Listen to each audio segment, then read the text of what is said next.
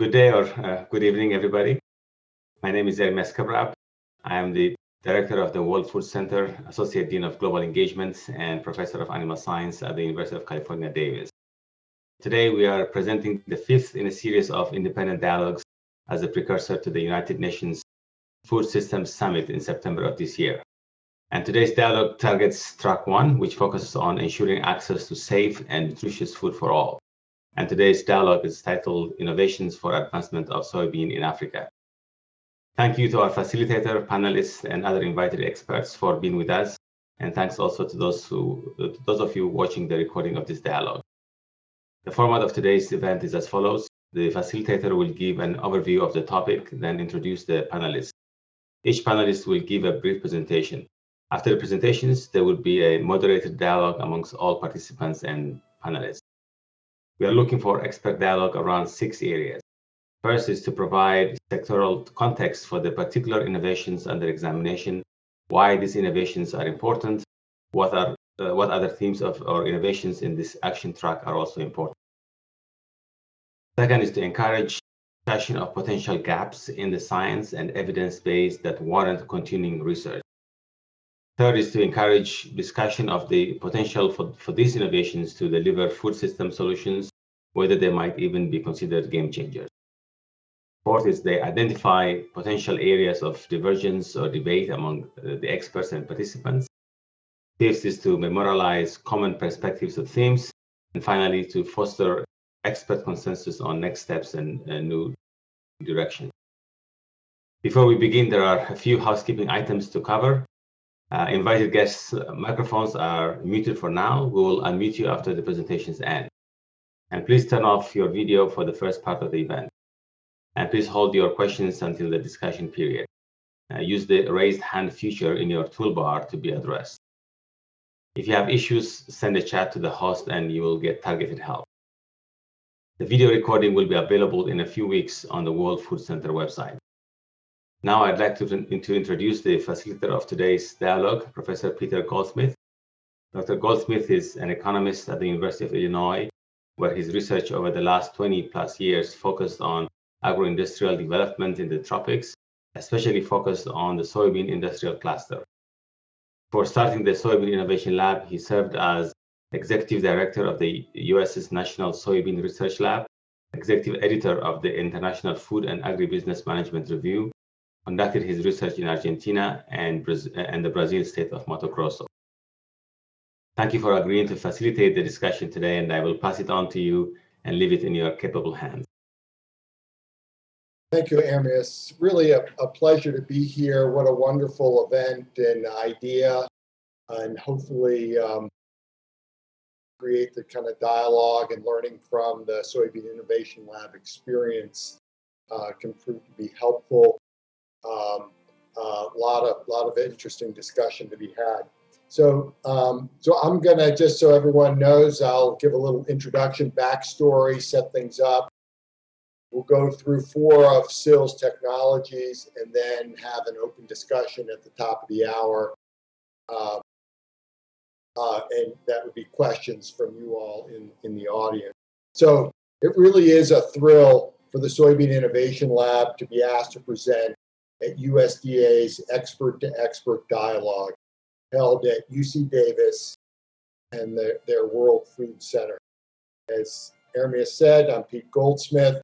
I'm a professor at the University of Illinois and the PI and director of the Soybean Innovation Lab. I've been asked to lead a discussion among 4 of SIL's technology managers and a key partner, so there's a pairing.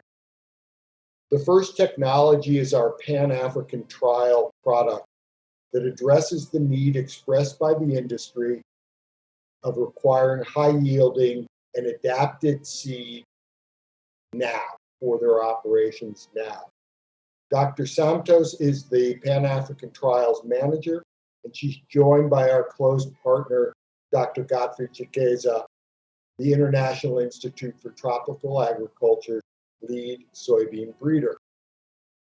The second technology is our Smart Farm and associated red, yellow, blue, green, and purple bundle products that addresses the need by industry how to achieve high yields and profitability from soybean in the near term.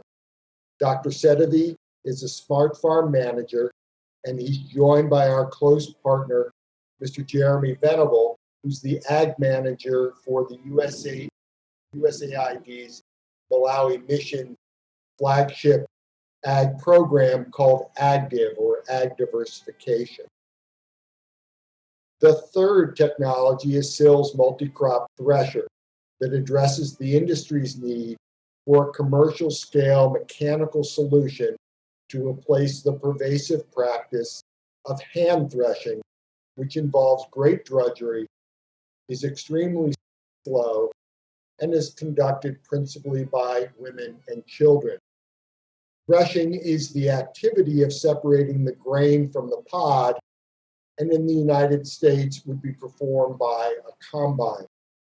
Dr. Clark, on faculty at the University of Missouri, is the thresher developer and program manager.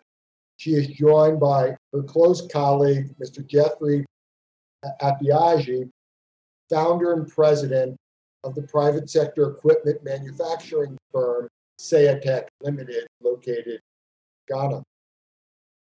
The final technology is SIL's information and communication technology health checkup application, also known as the ICT Health Checkup app.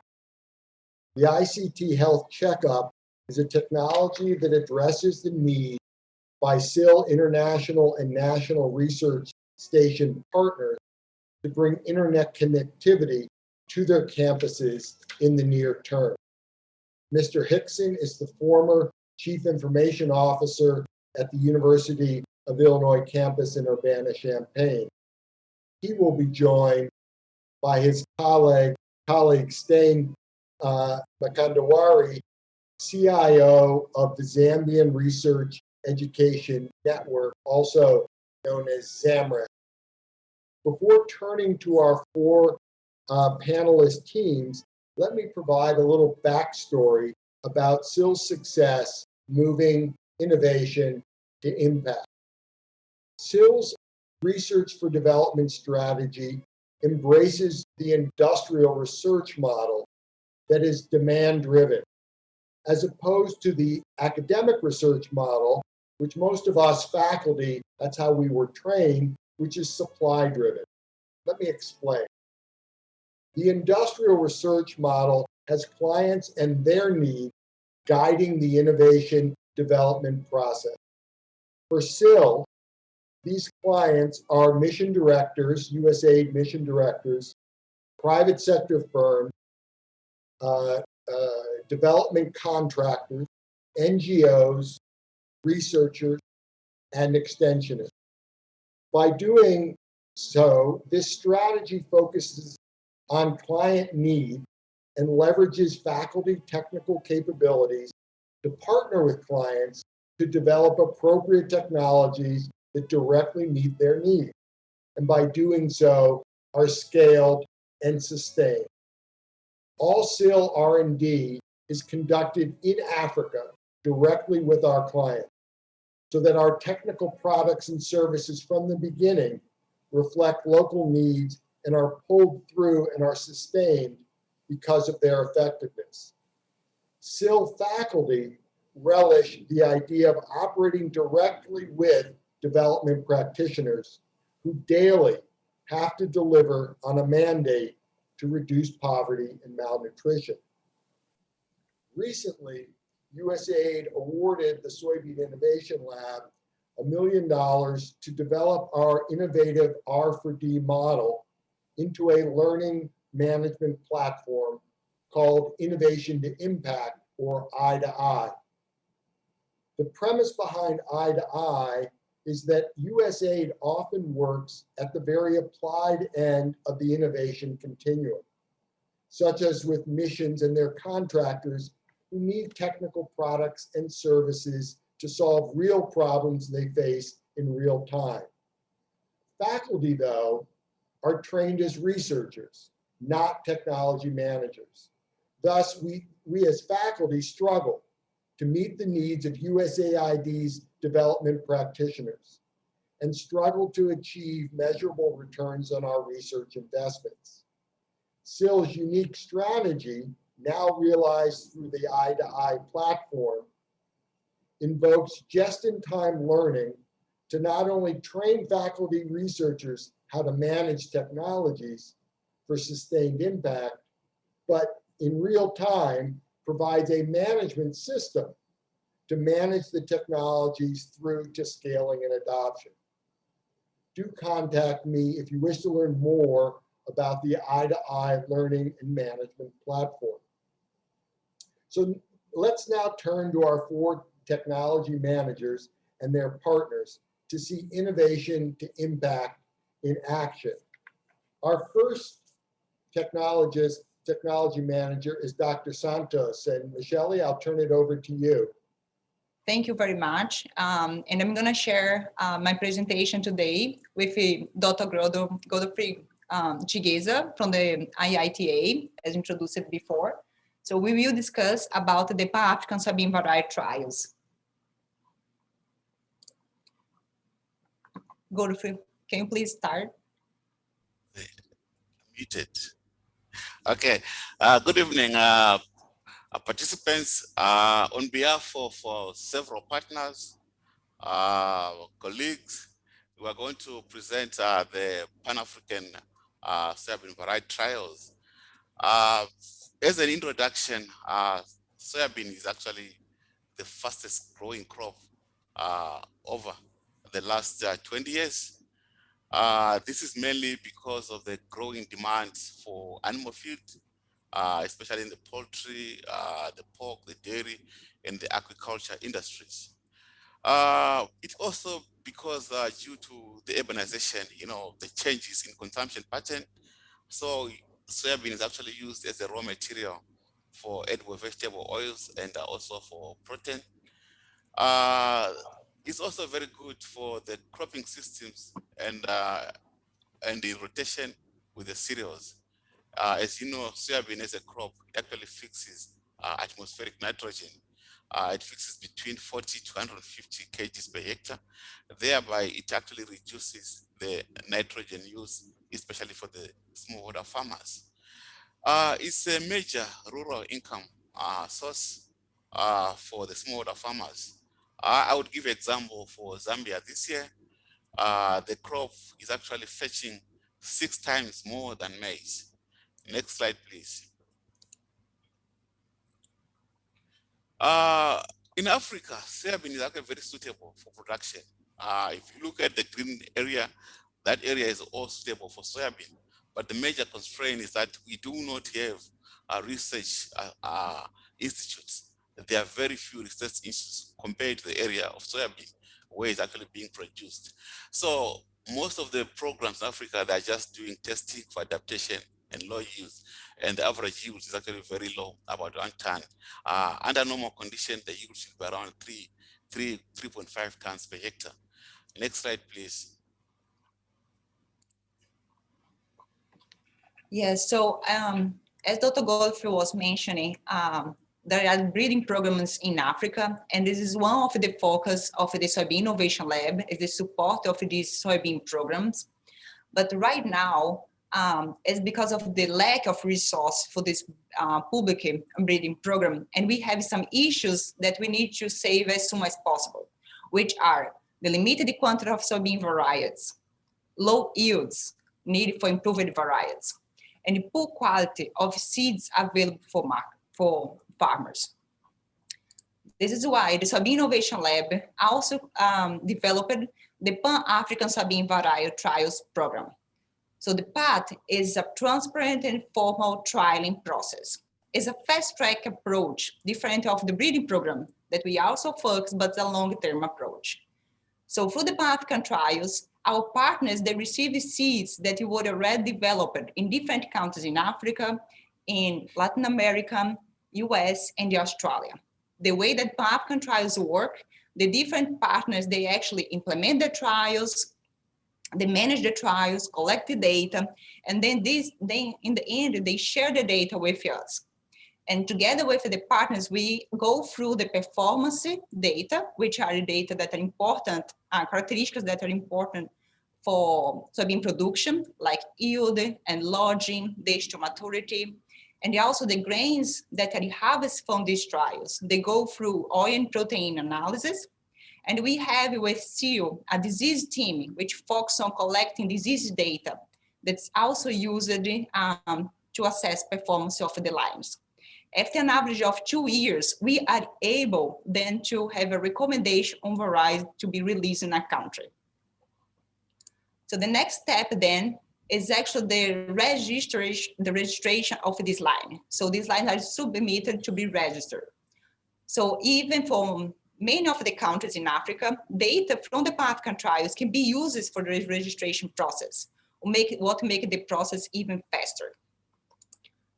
So starting only one country with this approach, the Pan-African trials now is in 24 countries. And since 2015, we already planted the trials in different locations, 147 distinct locations. And we have in our database more than 23,000 observations, which is data collected from the partners. So with all this being said, the main goal of the Pan-African trials is really to bring new high-performing soybean varieties to farmers quickly. So now the seed companies, they have access to multiple soybean varieties that they can register, multiply, and commercialize, not only 1 or 2 aged varieties. And also the public breeders, now they have access to performance data on their lines in different countries, what they can use also for their breeding program. They also see for the first time the opportunity to have a royalty payment is by licensing their lines, and this is going to come back to their breeding programs revenue to improve their breeding program. And the private sector see like low cost marketing tree for their line. And the main thing is that the farmers are getting quality improved seeds and higher yields. So this structure of the Pan-African soybean variety trials is leading to soybean production that is really profitable, and then focus on reducing the poverty and also the hunger in different countries in Africa. So as Michelle has already alluded that the technology we're actually deploying is packaged in the seed. So the idea of the Pan-African variety trials is to package, to deploy this technology, but the technology is in the seed, where you're actually deploying high-yielding varieties, disease-resistant varieties, high protein content varieties, and high oil content varieties. So doing that, we actually do test the trials in a number of countries. So we started with one country. Today we have over 113 countries. Michelle, can you move the? We have over 113 countries. We have, countries, and there are 62 institutions involved. 35 of them are public sector, which means the government institutions, and also there are NGOs involved. And we do have the private sectors involved, the seed companies, and also the companies which actually in our soybean production. Next slide.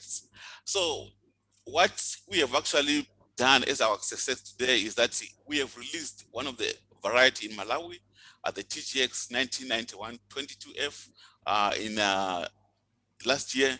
It's very early maturing variety, high oil content, and also as well as protein content. This is actually one of the varieties which actually had shown good promise in Malawi, and Malawi had not released any variety for the past more than 10 years ago. So they are still growing old varieties, and we believe that this variety is going to be a game changer for soybean production in Malawi. We are also releasing another variety in Zambia, where we're actually working with the private sector for us to register this variety for release. This is actually a medium maturing variety, and is performing very well in the eastern part of Zambia, and soon that is going to be sort of commercialized. We also have 4 other varieties being registered in Uganda and Mali, and we have additional varieties in the pipelines for registration in different countries. With this registration also, they also involved materials from seed companies and also from our partners in Colombia. So we do have materials coming from Colombia, which are actually doing very well in West Africa. Next slide. So we would like to thank our partners, the number of seed companies involved, the number of colleagues also involved. I think they're doing a lot of work, because to be able to get all the information from them is commendable. So we would like to thank also our donors, our sponsors, the Soybean Innovation Lab, USAID, and also my institute, IITA. And I would like to thank Michelle, who is actually managing the program very well. Thank you very much. And if you have any questions, please let us know. Thank you, everyone. Yeah, super job. Thanks so much, Michelle and Godfrey. Great stuff. So now we're going to shift to our second technology and bring in Dr. Sedevi and Jeremy Venable of the mission in funded project in Malawi. Eric, I'll turn it over to you. Hello, everyone. As mentioned, my name is Eric Sedevi, and I am the program manager for the Smart Farms with SIL. It's my pleasure to share some details of the project of these agronomic trials, and I'm very happy to be joined by Jeremy Venable today, who will be tag teaming this with me. So moving on. So what are the Smart Farms? We just heard a great presentation from the Pan-African variety trials on proper variety selection, and in many ways, the smart farms are that next logical step farmers can take towards increasing yields, profitability, and ultimately food security. The smart farm accomplishes this in a number of ways, but our efforts are focused on the input emission trials, where various inputs are tested in combination with best management practices to determine the most economically profitable collection of bundles or inputs. So why is there a need for the smart farms? What we found is that traditional guidance can often miss the mark.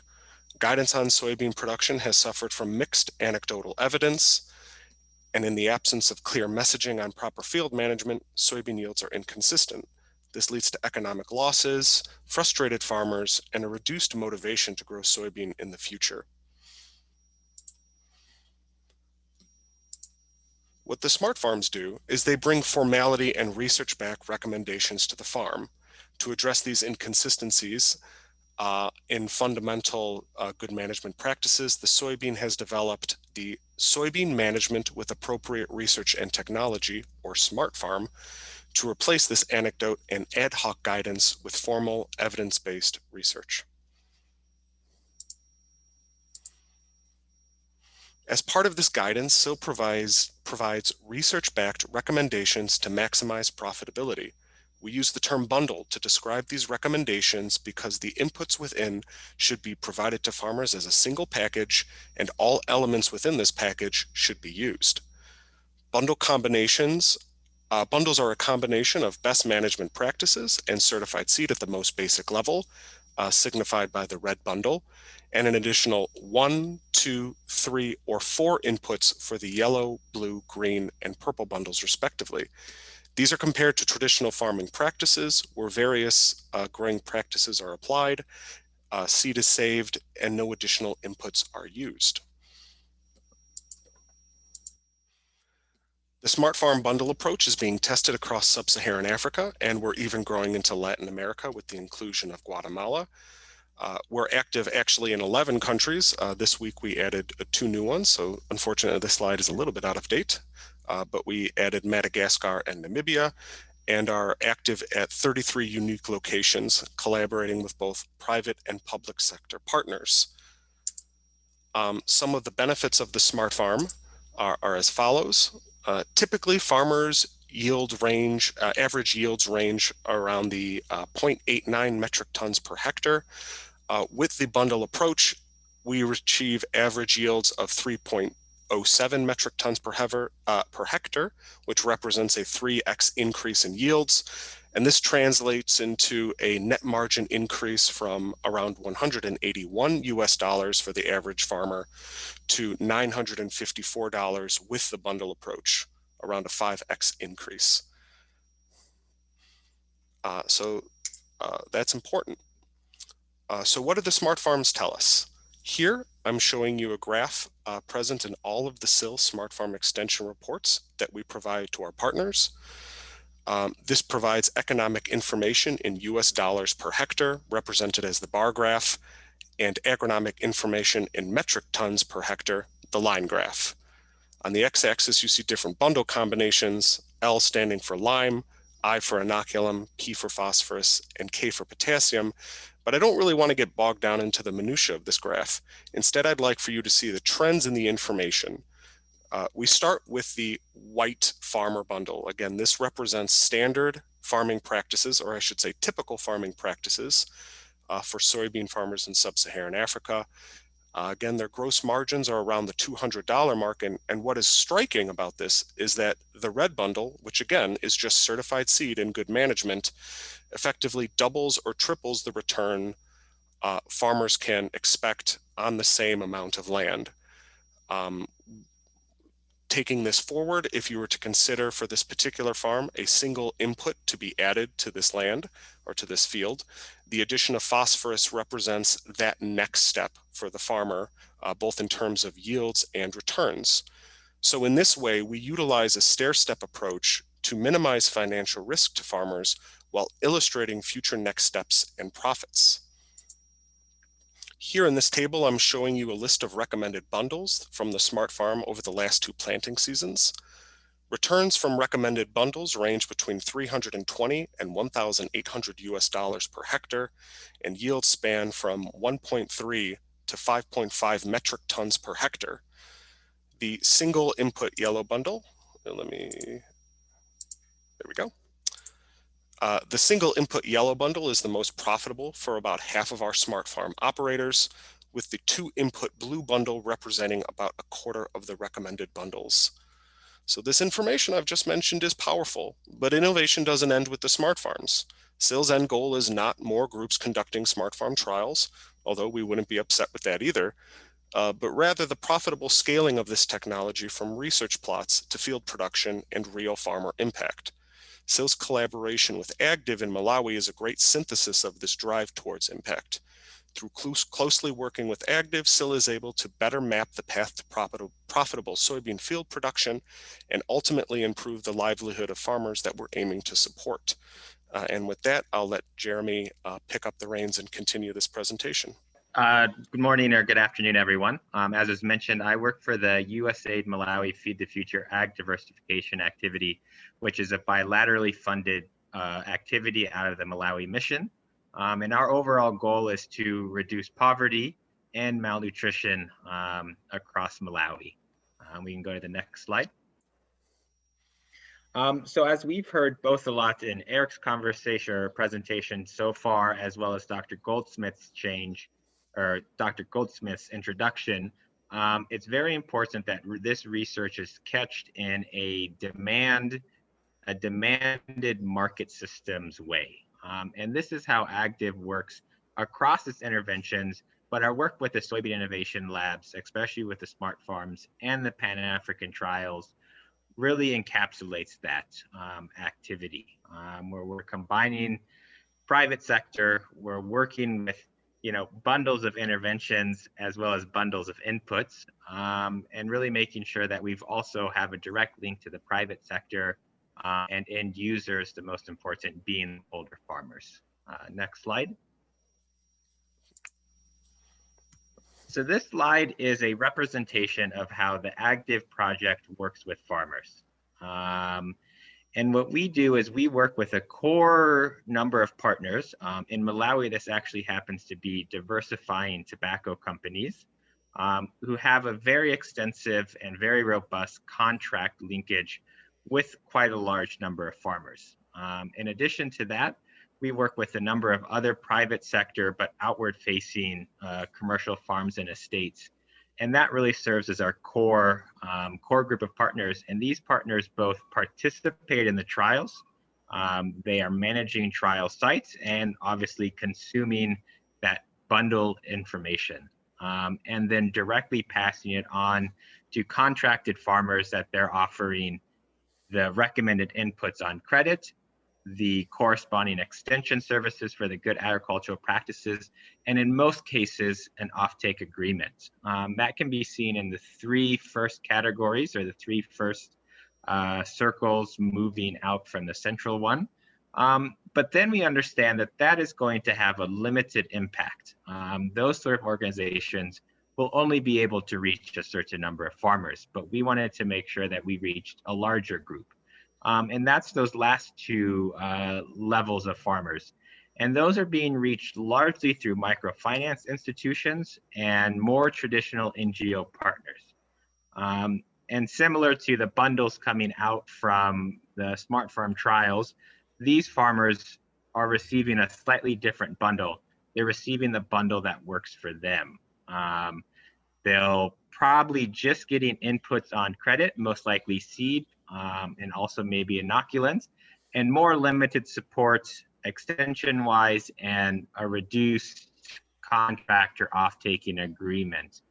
But having these different groups of farmers have really helped us show USAID as well as our partners that it's important that there is research backing different levels of farmers and different levels of production. Quite often the term here is the Rolls-Royce package, but that's not appropriate for everyone, but it can be appropriate to some farmers. But we want to be able to, when we discuss with partners about what sort of bundle they should be recommending or providing to the farmers that they work with, that there is that research behind that, that it's not anecdotal, it's not a shot in the dark, but that we can really show some good information to back up our recommendation to ensure that farmers are in a situation where if they're taking inputs on credit, that they can repay them that they can repay them securely, or if this is more of a food security intervention, that they again can be confident that the support that's being given will result in improved nutrition or improved food security. So it's been a really great partnership working with the Smart Farm team and the Smart Farm outputs, that it's really matched exactly what we needed and exactly what our partners needed. So I'll end it there and Eric can wrap up. Sure. Yeah, I think that's it from our side. Thank you very much for listening, and we're eager to answer questions. Thanks again, Jeremy. Thanks. Thanks, Eric. Thanks, Jeremy. Wonderful, wonderful overview.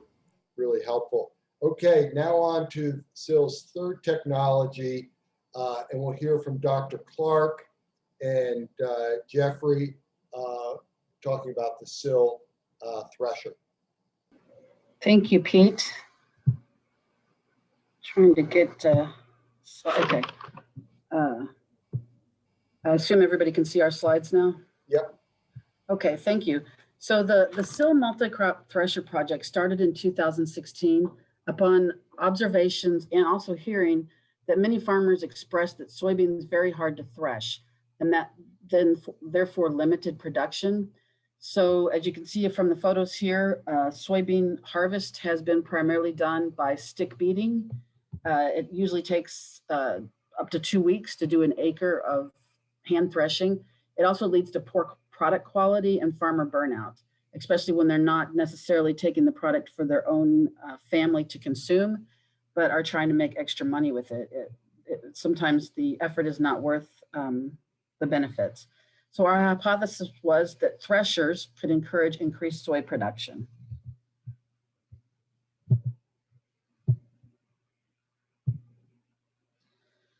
So the problem is that slow, laborious hand threshing leads to, oh, wait a minute. I'm sorry, this is, I thought it, okay, so an experiment then was, could we develop a thresher model that could be produced locally to aid farmers with soybean production?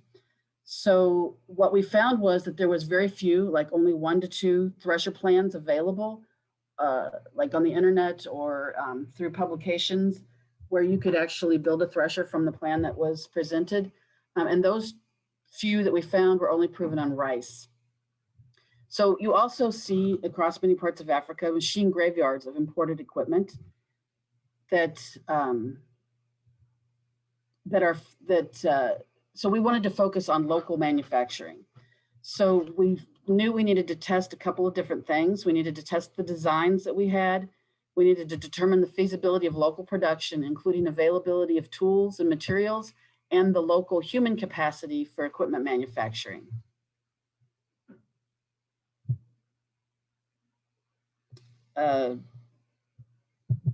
Okay, so we started out on the design experimentation. We did field testing over 2 harvest seasons in rural communities.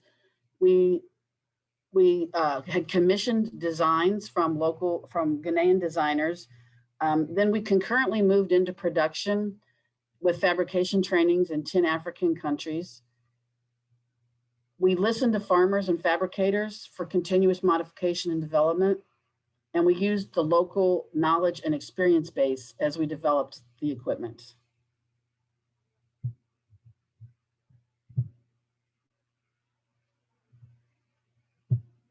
Oh, sorry, I'm having trouble advancing my slides.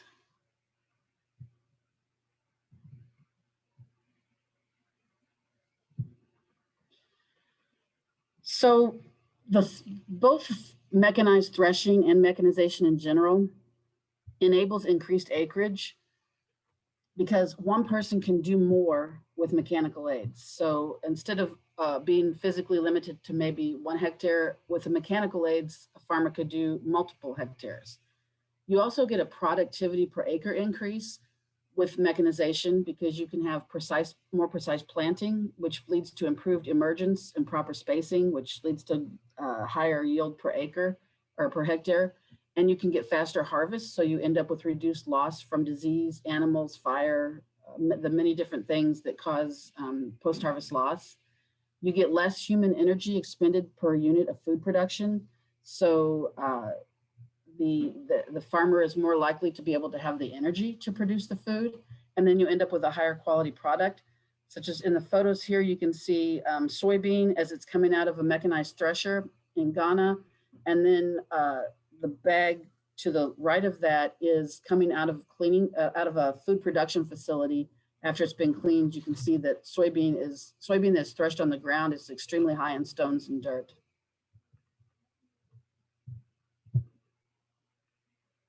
So for scaling and commercialization, we have, although we're working in 10 different countries, the 3 that are the most progressive on scaling and commercialization are Ethiopia, Ghana, and Zambia. So we have found that scaling and commercialization is being driven by 3 things. One is manufacturing for retail sales, and this is actually more minor than the other 2. And so normally you would think that somebody would manufacture something so they can sell it and make money. But the problem that we have with mechanization in Africa is that a lot of the end users or potential buyers are farmers, and they don't have the money to buy the equipment. So manufacturing for retail sales is actually a much smaller part of scaling than was previously expected before we went into this. Another thing that we see going on in the 3 countries is in-house service provision. So this is where a company gains the manufacturing skills, they manufacture the thresher, but the profit is made in them providing service provision with their own machines. So basically they're a manufacturer, but they're also their own customer. So they're guaranteed sales, and then they get their money back through service provision. And then the third and probably most important is people who are interested in the whole grain value chain. So so the real value is being able to source more grain for your food or feed manufacturing. So we have several private companies that are doing thresher scale up because they need a certain amount of soybean each year to keep their factory going. And then you also, if you're a buyer, if you show up at the farm with a thresher, then you're going to have an advantage over your competitors with no threshers. So you're more likely to source the grain that you need.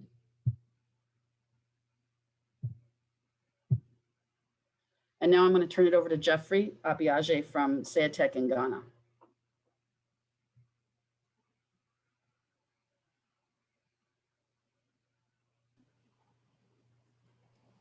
Hello, everyone. Thank you for this opportunity. Thank you, Dr. Clark.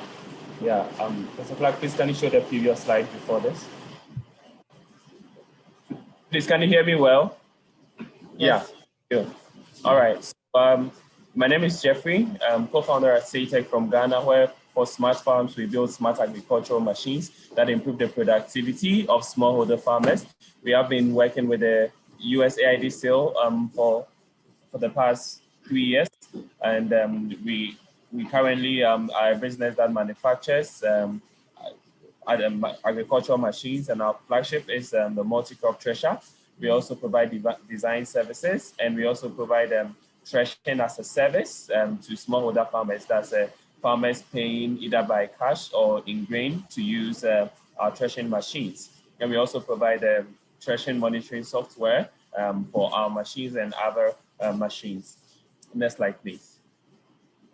Yeah, so current over the years, last year we were able to have machines in every single region in Ghana that was employing directly over 126 youth as machine operators. Most of these youth would move to the cities to find greener jobs, but since providing threshing as a service is lucrative, most of them stay in these communities in Ghana. And we also export, we've been able to export a couple of machines to Nigeria. Next slide, please. Yeah, over the years, our traction has been good. We've actually had inquiries for our multi-crop thresher in over 17 countries, and we've generated a revenue of a little over 180,000. And we've currently built over 48 threshers that has affected, that has in fact served more than 8,000 farmers within these short years. And we actually began our production in just getting to 2 years now. So we're just within less than 2 years. Next slide, please. And for our final slide, I will touch on the artisans we've been able to work with, even as a small company. We've been able to work with 7 lead artisan shops in Ghana that's covering 109 workers. We've been also able to partner with 17 supply and machinery shops that is also covering over 54 people. And yeah, together with SIL, we've done training in 12 African countries that's affecting over 220 artisans. And gradually, we've been able to make these machines and also provide service with these machines that have greatly reduced the time of drudgery, the time that it's required to serve, to thresh soybeans, and greatly improve the productivity of threshing at farm. Thank you. Thank you for the time. Thank you all. Thanks so much, Carrie and Jeffrey. Super presentation. Thank you so much. Lots of questions I know are going to be come up for you guys. So we'll go to questions after at the top of the hour after the next presentation. Our final technology is the ICT Health Checkup app, and Paul Hickson and his partner, Stain Makandawiri in Zambia, will lead the discussion here. Thanks, Pete. It's a great pleasure to be talking with you today, and really delighted to have Stain, who is a very important partner in Zambia, helping explain the significance of this research. And first, let's begin by how and why this project began, because when SIL began, it had the usual complement of researchers, soybean breeders, agronomists, plant pathologists, folks who helped in harvesting, storage, processing, food science, all the things that you would think about with connection to soybean production. You don't think IT necessarily. So why was this developed? When SIL began in the beginning, there were only 4 countries. As you see, it's now expanded to 24. And as it expanded, in about year 4, Pete reached out to me, and we knew each other from prior association at the University of Illinois. He said, I'm having terrible connectivity problems. And this is impacting what our groups can do. what are the problems? Help me solve this. And as I explained to him at the time, it may be connectivity, it may be other factors. There are many links in this chain that can fail. And so when SIL got a renewal of their USAID grant, they carved out a small portion of the grant to investigate this. I developed an assessment tool that would help us get some reliable, quantifiable data that could be used at each location and then could be used to do some country and regional analysis.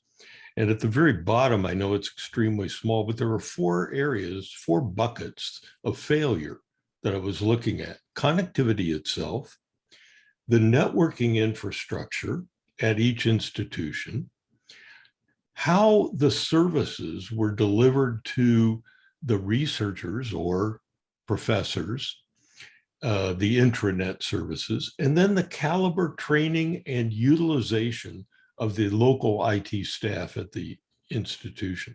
Next slide, please. So when I started this was an Excel spreadsheet, and I was going out and making initial field assessments. And I quickly discovered 2 things. One is that there was not a readily available tool for measuring for a sub-Saharan African university, how much connectivity do I need? And so there was a need to create that. And then I know, as I compared what I was finding at different institutions, there was an overdependence on using commercial telecommunicators as the internet service provider, and an unawareness of the emergence of national research education networks. We call them NRENs in sub-Saharan Africa. So Stain's Zamren is the NREN in Zambia. And the results of that research, that case study, were published in the link there. As an example, at one of the institutions that case study was based on in Tamale, Ghana, when I began connecting with them, I found that they were only getting 2 Mbps, megabits per second transmission. That's all they were contracting for 140 people. It turns out that they needed far more than that, but they were paying over $400 per Mbps per month in US dollars. And by the time I got them connected with their NREN, which is called Garnet, their coverage had gone from 2 Mbps to 155, and the price per Mbps had dropped from over $400 to $28 per month. Next slide, please. So why is this research important? Well, over my career, which spans almost 5 decades, I have seen ICT and connectivity usage and IT tools totally transform the world of ag researchers and educators all over the globe. Sub-Saharan Africa is no different. We have excellent faculty who have gone abroad for masters and PhDs in Europe, Asia, North and South America, and returned to their institutions, only to find in many cases that the IT accessibility at their institution has been terrible. And we've called that the access to those tools, the oxygen on which modern ag research now depends. And just as in the biological world, if you don't have oxygen, you don't have life, you don't have progress. So our research is, next slide, please, devoted to improving that. And we believe that the NRENs and that was the second big part of this research finding, are the unique tool for doing that, because they can help an institution bridge all elements of connectivity globally, regionally. They are the national connection for researchers, and they can help campus networks at universities and national research centers improve their infrastructure, improve their networking, so that when they get connectivity, it can deliver the results that we know, the transformative results that we know that it can. Next slide, please. And now, Stijn, if you could talk a little bit about what an NREN does and what makes you guys different and so special. Thank you very much, Paul. Let me start by saying thank you very much for having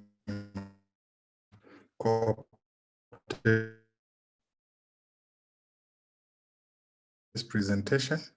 ISPs in internet service providers that provide advanced ICT services to their education and research communities in their countries. And so we are not motivated by profit, but we develop and serve the needs of research and education communities, especially that we know the needs of the education and research institutions. Not commercial ISPs do understand the needs, because in most cases, you find that these communities have got budgetary constraints. And so we do understand them, and we're here to provide them, because we network with other NRENs within the region and outside the region. So next slide, please. Next slide. Yeah. So having spoken about NRENs, and normally you find that the objectives are not very different. And for us, we are saying to secure cost-effective, and Paul did mention about the exorbitant price of connectivity in Africa. And so we are here to ensure that through irrevocable right of use and through our regional mother bodies, like Africa has been partitioned into three. So we have the northern part and up to the Arab states, we have what is called as the ASREN. Then the west part of Africa, they're under a regional board called WACREN. Then the eastern, central, and southern Africa, they're under a regional body called the UbuntuNet Alliance. So UbuntuNet Alliance procures the capacities or from the undersea cables. And I think you will see there's a slide that is coming there. And also Paul mentioned about the REN ecosystem. So the ecosystem works to suit NRENs, as I explained, on cost effectiveness. So to provide connectivity to dedicated global research and education resources and the internet. So we have a pool of databases of research works that must be accessed by researchers in Zambia and in Africa at large. But if we do not have connectivity that is dedicated, you'll find that we'll be cut out from other researchers and peers. Like this project Soybeans, it's an interesting research, and I'm happy that Zambia is also part in this setup, that you have some stations that are also carrying out research on soybeans. So we also share these resources amongst ourselves, and other people can also come in and have access to our research. We provide advanced ICT services. Let me mention, because we're on soybeans and you would like to do some simulations on seed varieties. I listened to the first speaker, they were talking about seed varieties, resistant, early maturity. You can only come up with an early maturity variety if you do some simulations and see the results or the output of your simulations. Next slide, please. So those are the services that we provide. We have got high performance computing equipment at Zambian, which can help, and also to look at the weather patterns. So we have the meteorological department coming to use our high performance computing to predict the weather pattern and also the rainfall patterns that are going to be experienced in that particular year.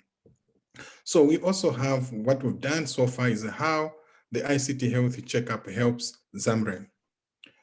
Most of the things I think Paul has talked about, we are coming from a situation where our total capacity for education research institutions in Zambia was 32 megabits per second.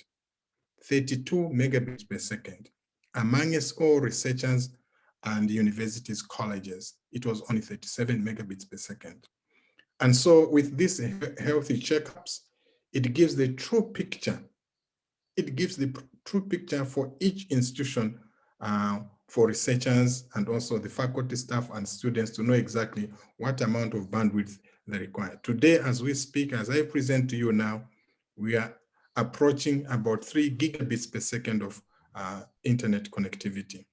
It gives us a better insight into the strength and weakness of our member clients' infrastructure, so we can better tailor our wrap-around support services.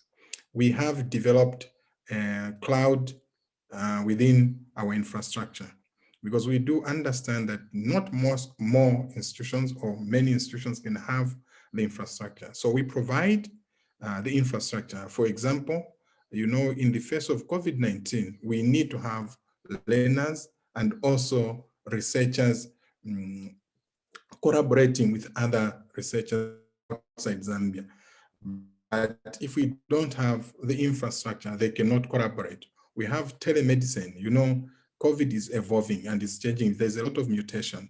So with the new strains, you need to have researchers that can have connectivity, can have infrastructure to do all these simulations. So we do support all this, and we know that with NRENs in place, researchers and educators will be, and there will be no digital divide between the West and the East and the developing countries in Sub-Sahara. Paul is supposed to explain on this one.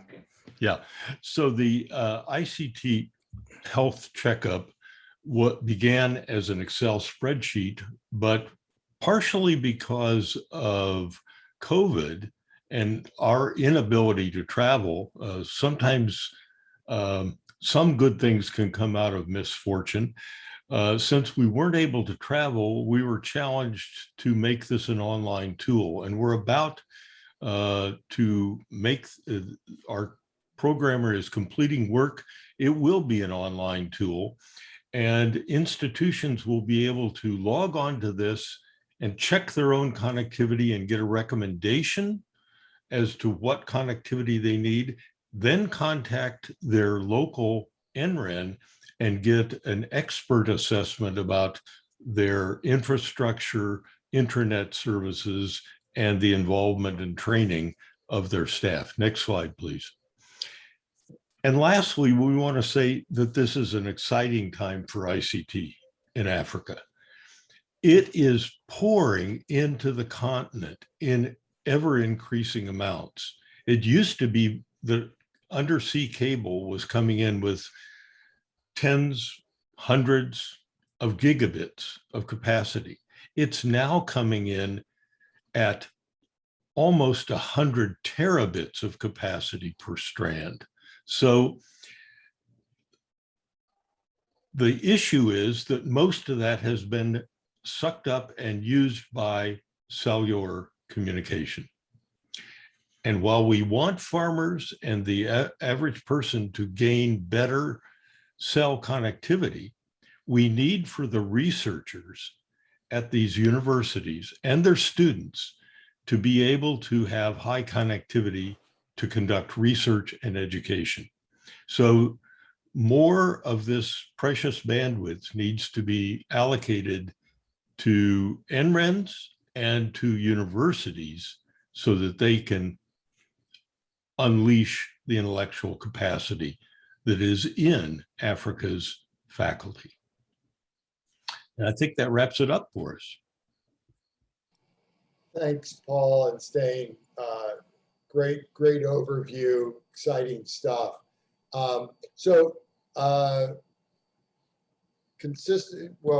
According to the agenda and just going along with that, now we want to open it up for questions from you all with the blue hand and raising hands and questions to any of the presenters. Any burning questions out there currently that we can, I had a couple that maybe get us off, get some discussion going. One of the themes at SIL coming out of our SIL 2.0, our renewal, was this concept of the last mile, of actually getting commercial scaled uptake. And each of the technologies is involved in that, but they have unique challenges in that last mile, meaning when it's sustainably adopted. So maybe I just would roll through and ask each of you to talk about that challenge and the additional work that's needed to get sustained adoption of these technologies. Maybe I'll start with Carrie, if you don't mind. I know you've thought a lot about this, about the adoption model and service providers and so forth. Maybe talk about that last mile and sustained adoption and constraints, challenges that we're still wrestling with. So I think, and I'll let Jeffrey speak after me, but I think that the biggest constraint, of course, is financial access or access to capital. Because as I mentioned earlier in my talk, many farmers don't have the money to buy equipment, yet they desperately need equipment. And agriculture in Africa is going to have a hard time progressing and becoming profitable without mechanization. So right now, banks tend to not loan money based on the equipment that they're loaning on being the actual collateral. And so there needs to be some systemic changes so that somebody can buy a piece of equipment and put it up as collateral. So as far as demand, definitely demand is there for mechanization, but it really comes down to if the people who need it can afford to buy it. So let me pass that on to Jeffrey now. Sure, Dr. Clark, I agree with you in what you said. The only other thing I may add is also, then sometimes too, infrastructure.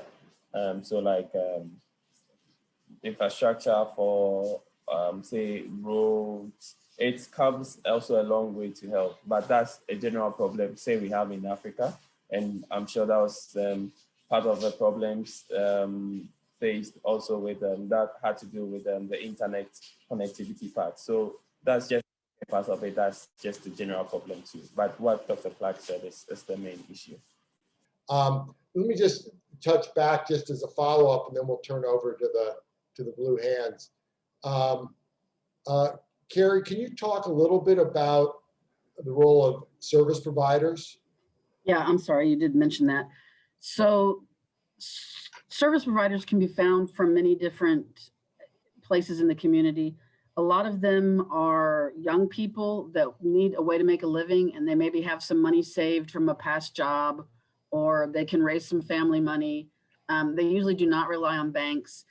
So these would be people that buy the equipment and then provide service to the farmers. So in many countries in Africa, particularly in Ghana, it's really prevalent, is that there are tractors that are being provided through service provisions. So obviously not every farmer owns a tractor, not very many farmers own tractors. I think like the whole country of Ghana has less than 2,000 tractors in it.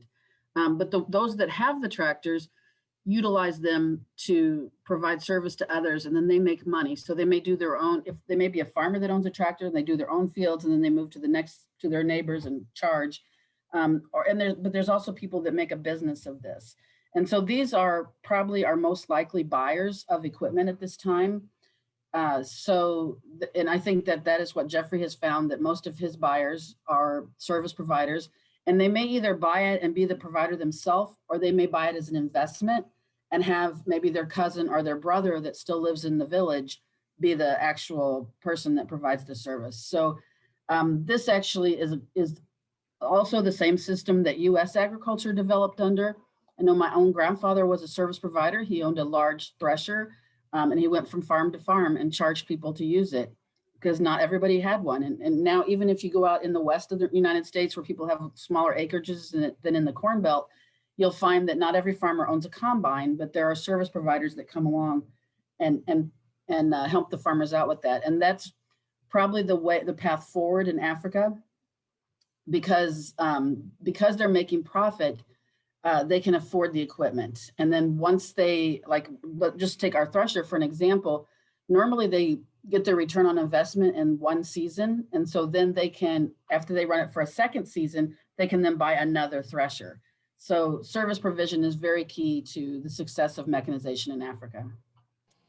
Thanks, Carrie. Excellent. Let's turn, I have the questions in order. First up is Alex. You've got a question for the team. Thanks very much, Pete, and thanks to all the presenters. This has been really informative and intriguing to hear. It's really great work that SIL has been doing, and I appreciate the details today. Pete, when you framed this, you framed it in terms of demand-driven model for research, which is really bearing some exciting fruit for you. When I think about soybean, I think that it is special in a lot of ways. In particular, it's an industrial crop, and that makes it distinct from maize and certainly a lot of other major crops in the African continent that are produced for some sale, but largely for home consumption.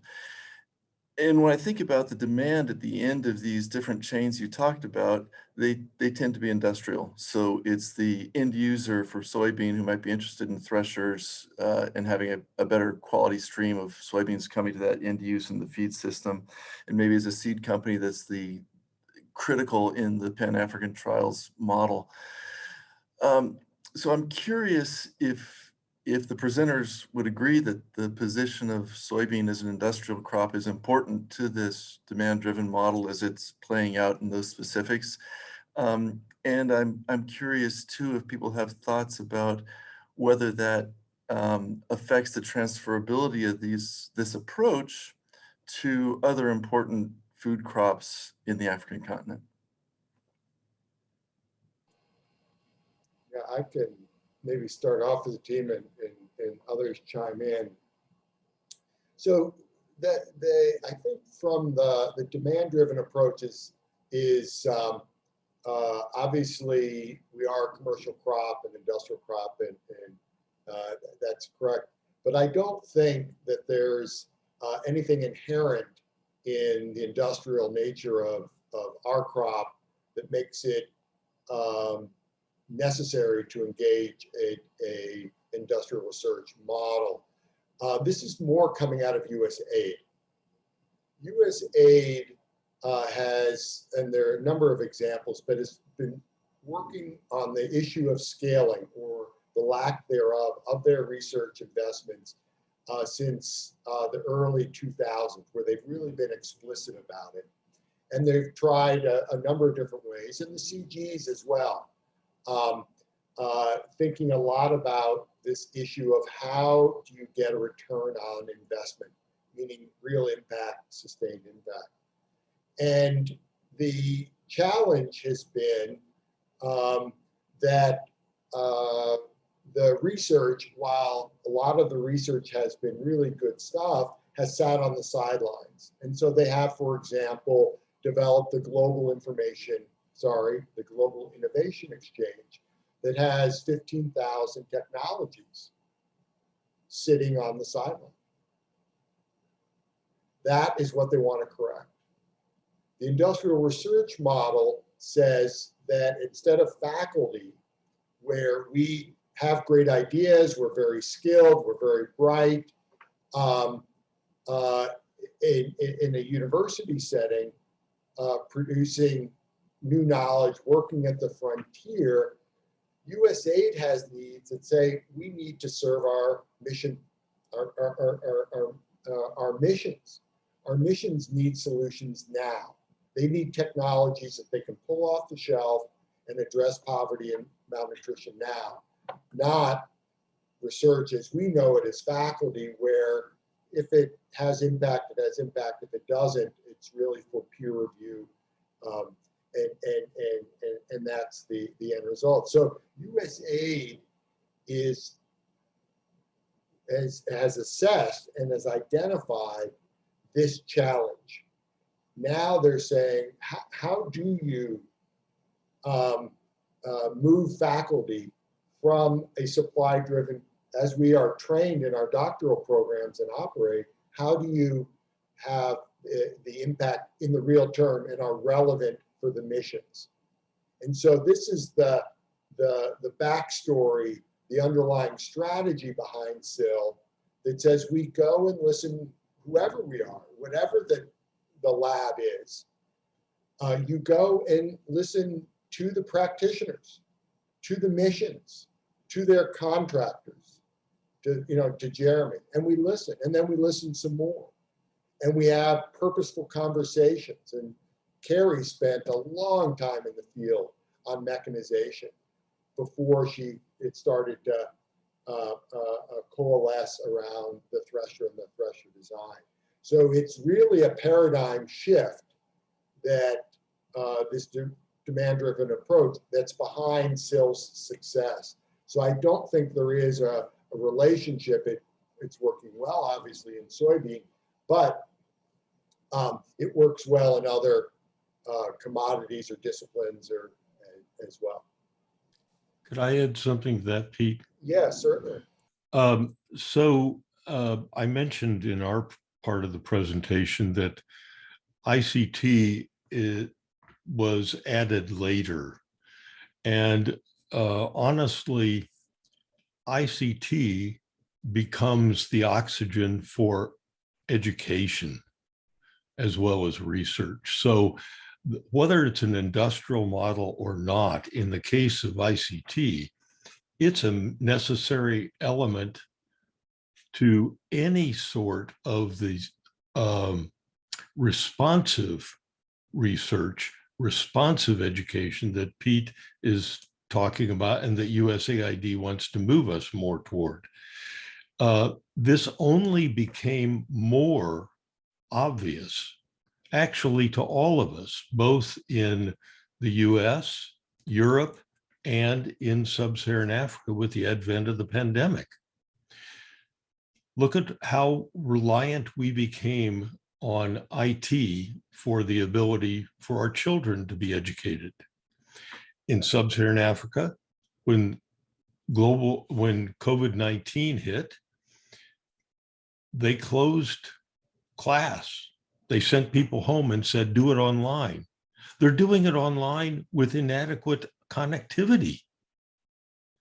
That's a great gap that needs to be improved. And as long as I've got the mic, I'd like to loop back to Pete's original question. What about gaps and how do you address them? And how important are they? I see in the ICT area, there's a short-term gap in that many universities and research institutions in sub-Saharan Africa are unaware of the existence even of an NREN in their country. That's tragic. There's an old Bob Dylan song that says, "Don't let me die of thirst 10 feet from the well." And this comes close to that situation. And so one of the first barriers to overcome is to let all NARS institutions, universities, colleges in sub-Saharan Africa know about the existence of the NREN in their area. Get in touch with them and find out, yes, they will get better service, but there's a bigger barrier. And the bigger barrier is the donor community needs to understand that the advances that happened in the US and Europe and in Asia that were NREN developed were done with government and international donor community sponsorship of the expansion of REN and NREN capacity. And once they did that, in our country, in the US, Internet 2 opened up tremendous capacity at California, Colorado, Illinois, you name the state. We've done what we've done because of Internet 2, not only because of the bandwidth, but because of the leading technology they helped us become aware of and utilize. Staines Zamran plays the same critical role in Zambia. Lucas Chigabiatia's Garnet plays the same role in Ghana, and we repeat that in every country. So that's the bigger area to be challenged, to be met. Thanks, Paul. Let's turn now. I know, Earl, you've got a question. Pete, and I must say this has been a wonderful lesson and learning for all of us, I think. I'm always impressed that SIL, you're able to have faculty and practitioners spend 10 minutes describing complex things. And that's a real achievement. I have a macro question and a micro question. The macro question is, and that I have had a hypothesis, like many people, and I think Alex alluded to it a bit, that soybeans provides a huge multiplier effect in the economy. They have not only food effects, but also nutrition effects, but also employment effects for oil and protein and so forth as an industrial crop. And I don't know how much we really know about that multiplier effects and what it does for national incomes, national employment. And I know, Pete, you're starting to do some of those kinds of studies. I would encourage you to continue that, because policymakers don't only have a yes or no decision on where to invest money, they have options about where to invest money. And it would be good to get in front of them the kind of multiplier effects on income and employment that soybeans can offer versus other primarily food crops and so forth. And it all affects poverty reduction. And I think poverty reduction is extremely important.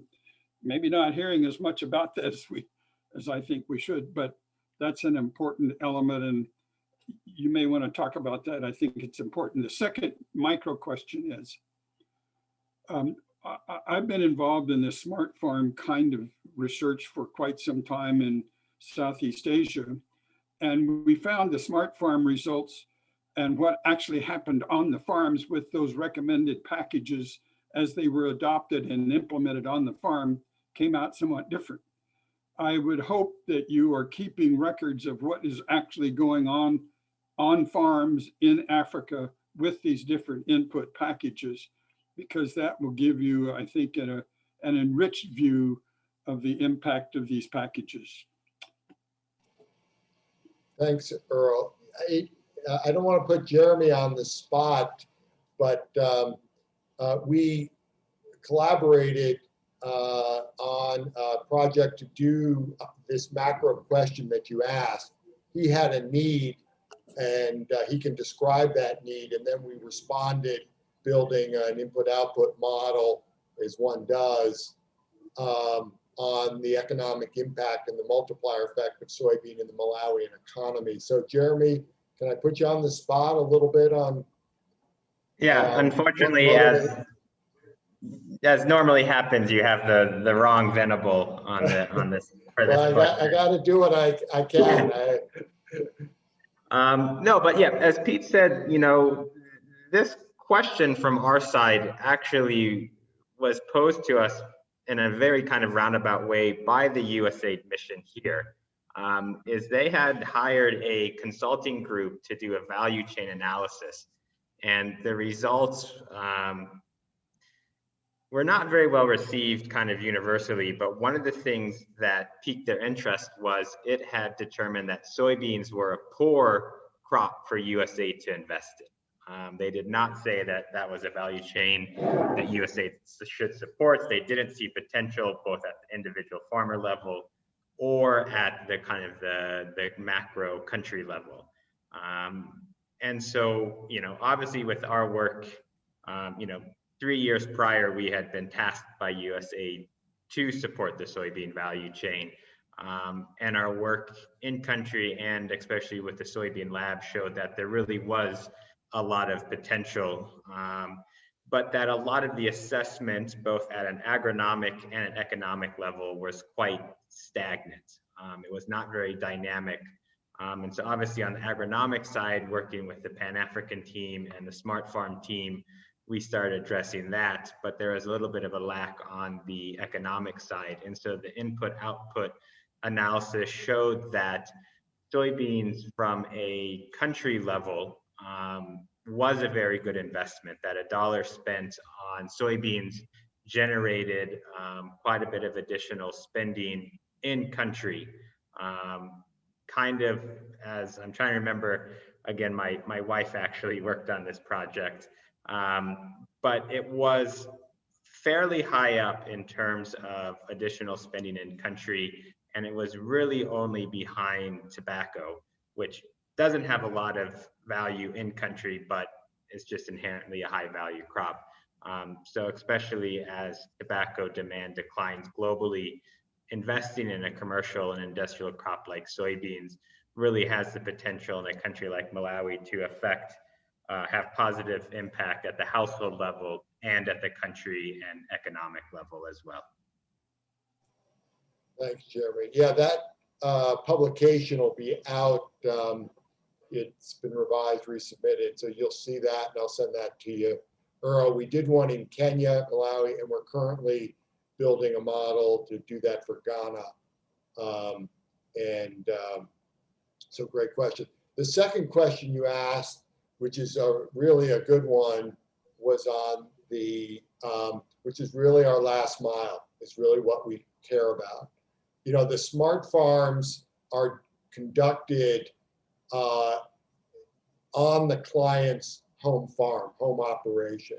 So it's not at it's not a SIL facility. We don't have any facilities or anything like that. So it's a partner who wants to work with Eric, and that partner then, through their network, uses the bundle suggestions, recommendations to extend.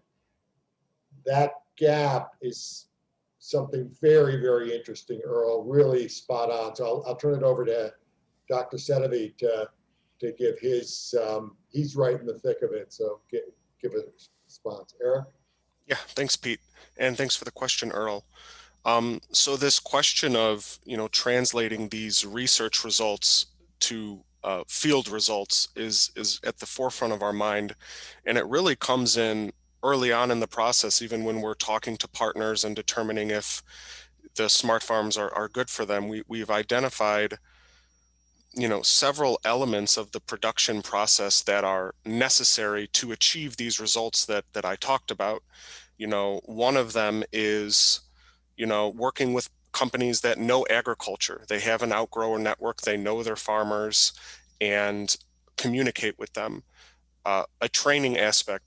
We found that to achieve these agronomic results, it isn't just as simple as providing inputs and a one-pager and saying, good luck and plant. This is in order to have productive soybean, you need reoccurring, regular visits by training and extension staff to the farmers to not only instruct them on proper planting to address these good agronomic practices that I mentioned, but throughout the season, addressing diseases and pests and things like that. So this education aspect, in addition to providing inputs as a bundle, as a package, so it's not a piecemeal thing that farmers are expected to procure on their own, receiving all of the inputs and the training at once is really integral to seeing these results translating on the large scale. So, and we're working with partners to identify those points. Where one of the partners we're working with in Malawi, one of the tobacco companies, Japan Tobacco International.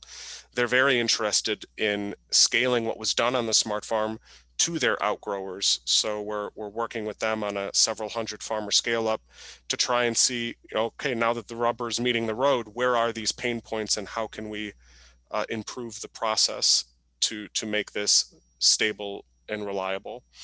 And again, it really comes to education, training, and getting them the inputs as a package, as a bundle.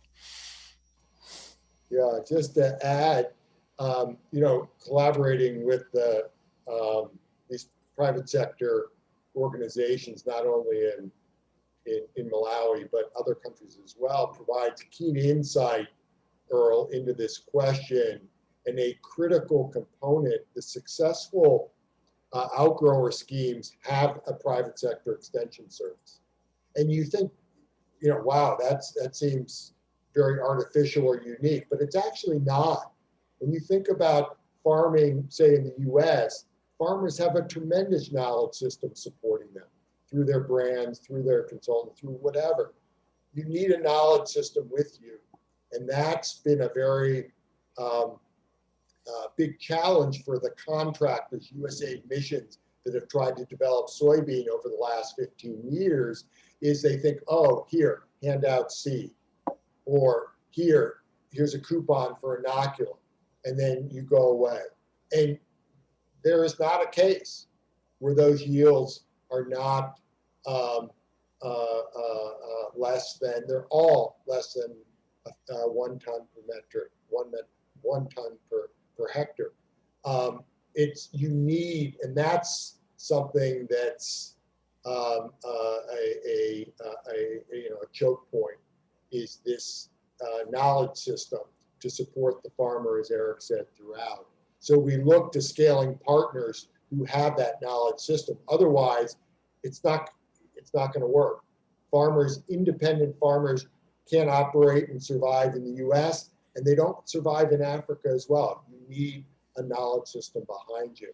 So let me turn it over to next question is that came up in order was Brady.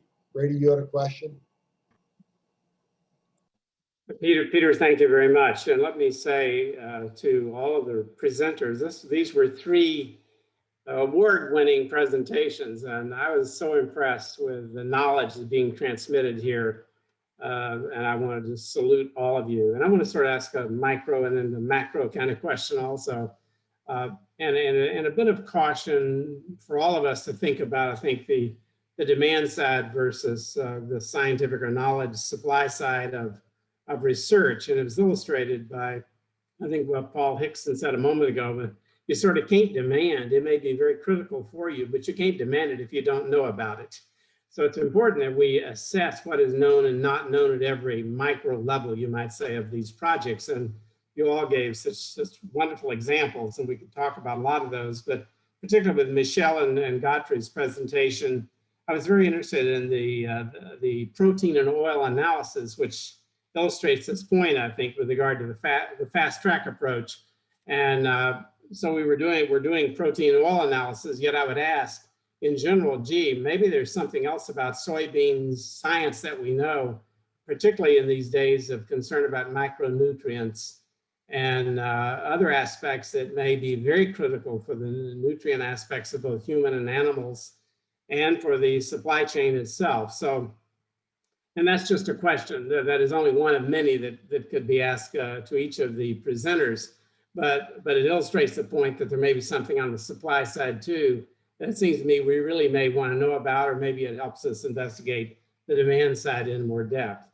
But that illustrates that issue, the issue of the threshers and mechanizations, which I've applauded Carrie and her partners and Jeffrey's work on that for some time. I am very interested in knowing more about the impact on poverty of that because it's so germane to that issue. It seems to me that could be explored. And then, of course, as I've started out with the comment about Paul and the fact about the ICT needs that is so critical to the future of this world as we know it. We have to be able to bring these things into an investable context.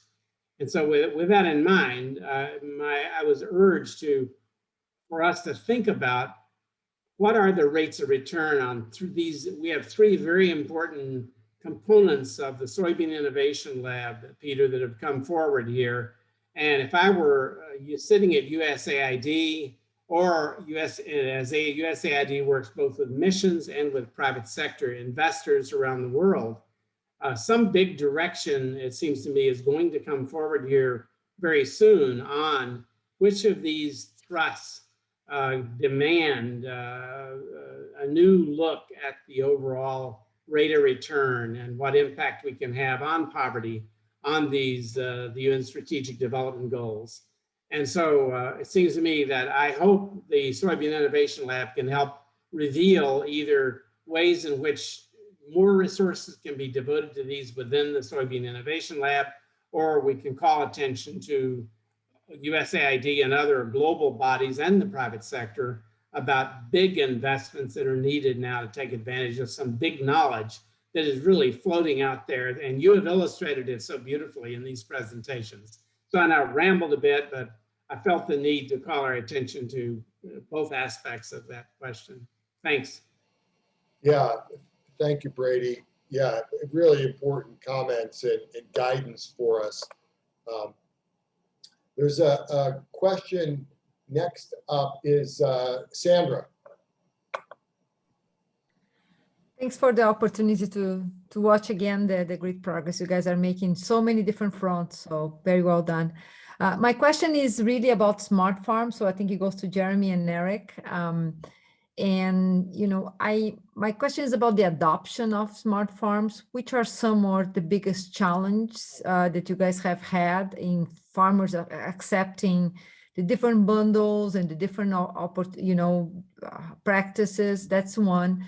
And the second part of the question is that, are you guys looking this in the soybean perspective only, or are you looking this as the farm as a whole, and how you actually soybean enters the farm as, to the diversify, as another crop versus just being the only crop?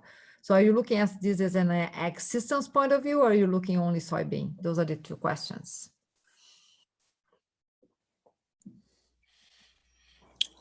So a lot of the partners that we're working with, especially the larger companies, are looking at soybean as a diversification crop.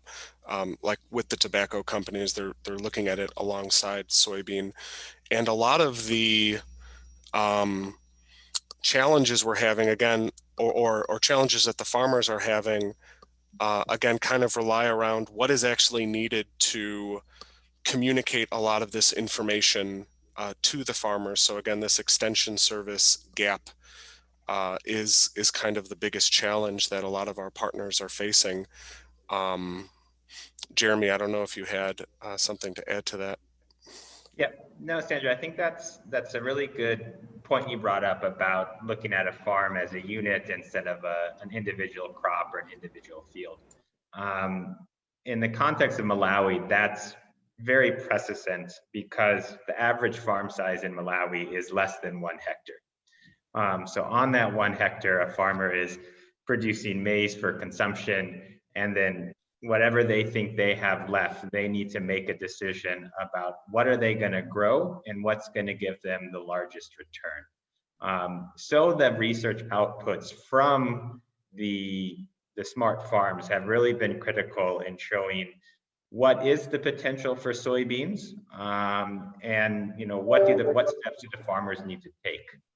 Actually, with one of our partners, or a couple of our partners, including the Peanut Innovation Lab, that's working with some of the same private sector partners, they've kind of done a replication of this sort of trial on groundnuts here. So that now when some of our partners are looking and discussing with their farmers and their team, what sort of crop should we be promoting? What sort of input bundles should we be promoting? They're looking at that farm in general. And it's probably a small amount of tobacco. It's definitely always going to be maize. And then it's looking based on land size, based on market projections, and based on these return on investments or studies that we've been doing, what's the best crop for our farmers, this season or as part of a rotation. So yeah, that's a really key thought that is kind of probably the next step out of the smart farms, along with that extension question, which goes hand in hand. Thank you. Yeah, thanks, Sandra. Next question comes from Dan.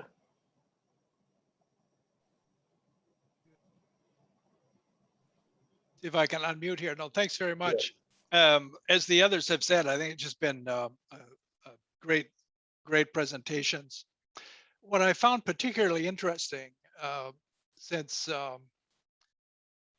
along with a number of others of you who have followed the SIL progress, what I found particularly interesting is that we're discussing this in the context of the Food Systems Summit, and in particular, the Action Track 4 on advancing equitable livelihoods, which I think is a particularly good one for this, of course. But it's been really difficult it's been a real challenge, let's say, and it has been difficult, but a real challenge for the teams working on these action tracks to come up with solutions or even a synthesis of all the ideas that are coming forward, and what they have so far, or at least kind of the last time I went through it, they organized what they were looking at in terms of 11 solution clusters, and within that some what they're calling game changer propositions, or something that would then be discussed and continue to be discussed and so on.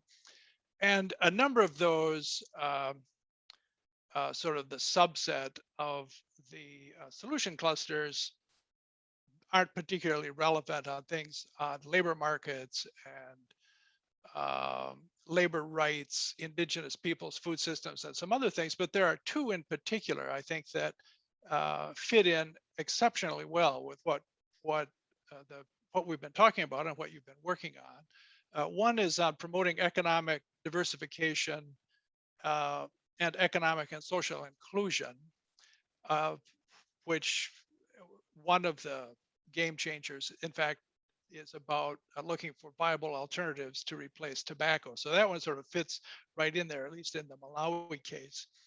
But the other one is on strengthening sustainable territorial developments. And we haven't really discussed very much about territorial development, I think, in the context of the work of SIL, but I think it's particularly relevant, really, in that the idea is to look at kind of the impact of the larger production, marketing, processing, consumption system, and see within a given kind of geographic territory, particularly thinking of small cities and towns, on how the overall system has an impact on that. And what we see in your presentations, I think, is exactly that, really. When you look particularly at the link with your partners in the private sector, the development of threshers, the development of the seed industry, the youth employment in the threshers or the operators, the demands for financing that come out also as another demand. And I know that from previous discussions, a number of let's say your partners are kind of concentrated in certain areas of the countries where you work.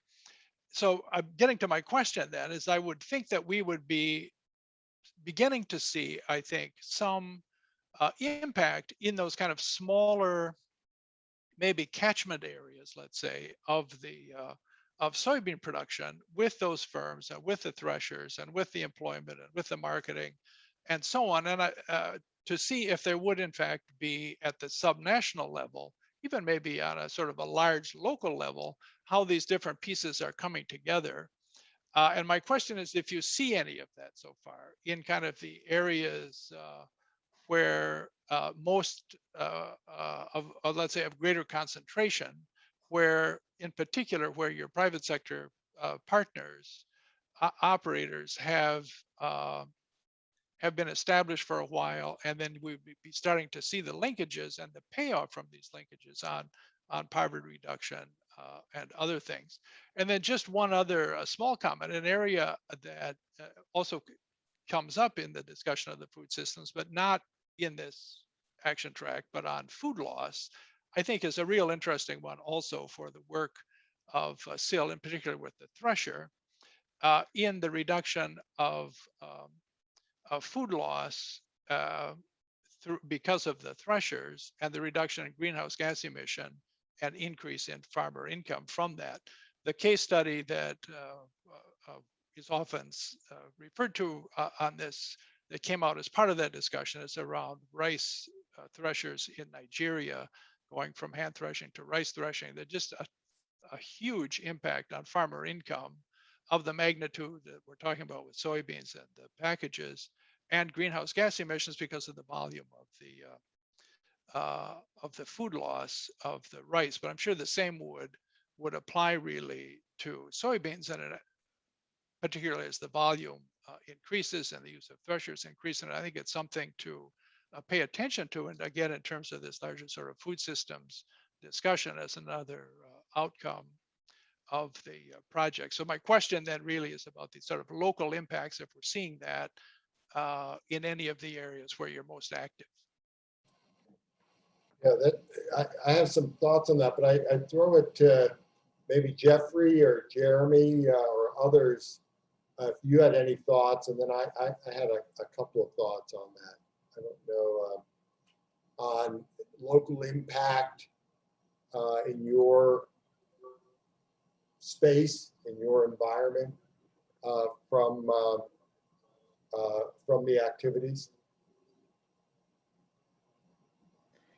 Yeah, I can go again if Jeffrey's not available. But you know, a good example that we have would actually be from, you know, from my last slide, one of those further out groups that we're really starting to see that having a lot of impact at a level. So one of our main partners on one of those outside groups is a microfinance institution. And so we started engaging with them, and the kind of process has been, you know, it started out there giving cash loans to cooperatives. And then the farmers had to go out and find the inputs that they needed.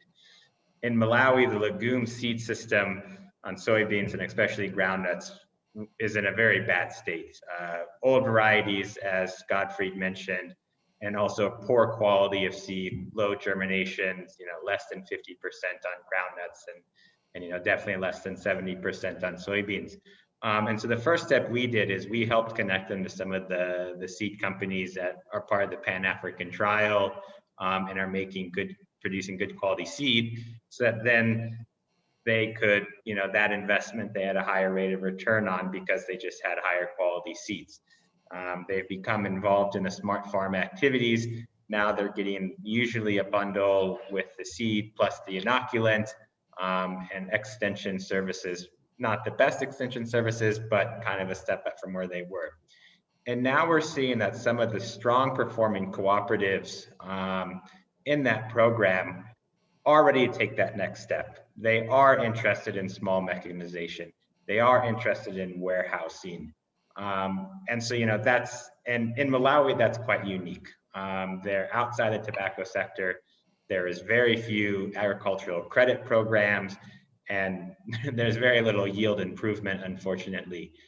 So I think in that situation, we are seeing that progression take place to those next steps, you know, from basic inputs on credit to improved agronomy, improved yields, improved incomes, and now looking for those other value adds, that mechanization step. And I really think Carrie did it very, very well on kind of talking about how that process evolved in the United States and how we need to start thinking about it that way here. I think that comment, as well as Paul's comment in that part of the discussion, was very critical. We need to think about how we do reach farmers. The NARS to government extension directly to smallholder farmers isn't necessarily the way to move forward. There needs to be that step in between that we are finding the private sector is willing to play and be that link between research, and farmers. So I think, yeah, that's definitely taking place.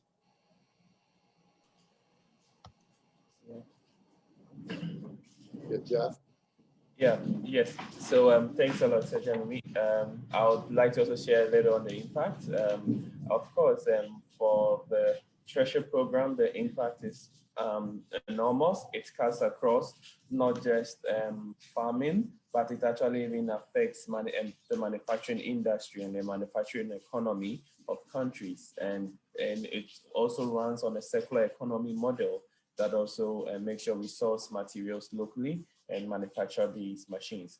But back to the farms, most importantly, labor, time.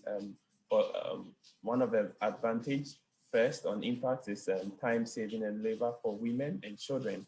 I mean, women and children who will be dragged out of school, by the way, they will work on farms for manual threshing. And I mean, they don't get to do that anymore. And unlike using 2 weeks to thresh an acre, with a thresher, they thresh an acre within 4 hours, but usually they do it under 2 hours. On top of it, I would like to end with a story of two people. Actually, one is a woman and one is a man. So the woman is a farmer, and I think she had about 2 acres. It was maize cropping, maize and soya.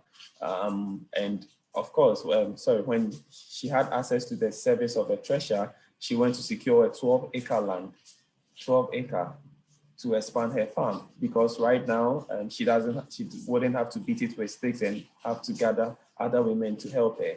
Then there is this other man who also had 3 acres of soya bean. And because of the manual threshing he was doing it on a little scale. But as he also got access to the thresher, he's also secured a 50-acre farm, because the most strenuous part of the planting of soya bean for him was the most strenuous part for producing for him was the threshing part. And now that he has access to a thresher, he scaled up to 50 acres. So the impact trickles down from farm to production, even to manufacturing and providing jobs for the youth and much more. Thank you. Thanks, Jeffrey. Yeah, really great anecdotes and a testament to that kind of impact, larger impact. We've got 5 minutes left, and we have one remaining blue hand. Ermias, I'll turn it over to you for your question. Thank you very much. I just want to add my voice for the excellent presentations today. All the presenters and the questions from experts was really, really great. So I just want to ask if you could speak a little bit. I just want, if I could take it a little bit in a different direction and ask what are sort of the trade enabling aspects of the Soybean Innovation Lab. That would give us a good context for the objectives that we want to see in this discussion. Yeah, the trade issue is one of the elephants in the room, because what's at play here is food oil, which is in great demand and growing demand in all regions. East Africa imports $3.5 billion a year in food oil. And countries, the reason soybean countries reached out to USAID was its import substitution question, the dependence on imported food oil. They looked to soybean as a solution, as well as a complement to the growing livestock demand, poultry production, and the meal component. But the challenge has been how to address the imported oil problem, currency, hard currency loss, etc.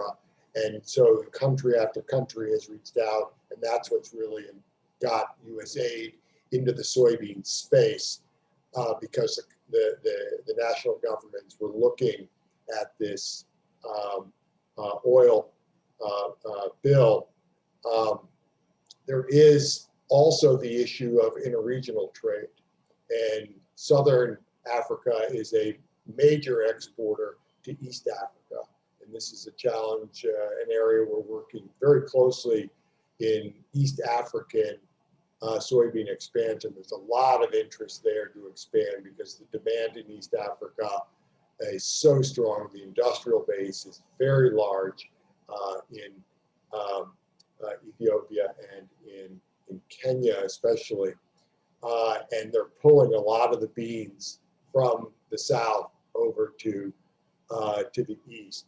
So there are questions of export bans that the crushers in the south want to invoke, a lot of issues related to trade. So soybean is very much central and a very pertinent question, Ermias. I don't know if that's kind of where you were thinking, but a couple of key, very strategic issues. Thank you.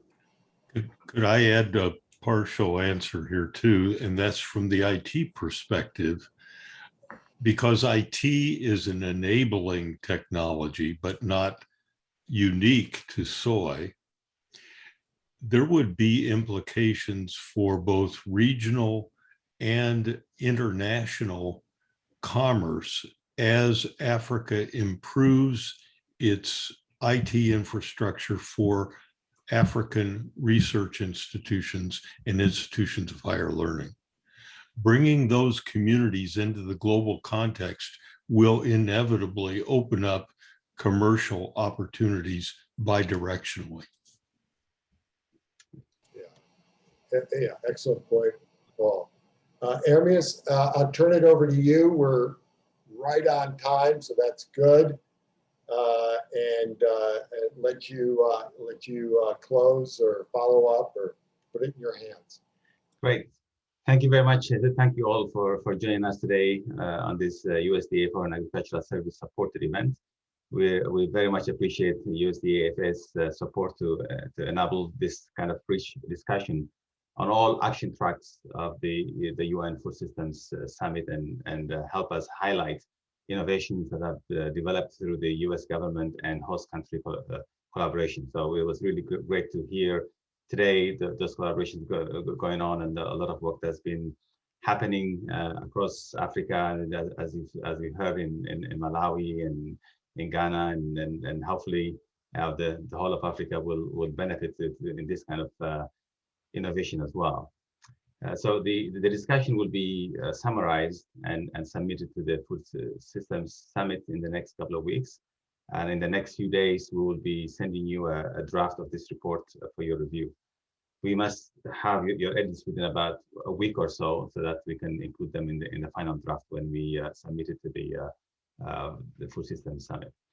The recording of today's dialogue would be available in a few weeks on the UC Davis World Food Center website, so please watch out for that. And finally, I just want to thank everybody again for spending your time and sharing your knowledge with us this morning. Thank you. Yeah, thank you. On behalf of the SIL team, researchers and partners, we really appreciate the opportunity and of sharing, and thank you very much.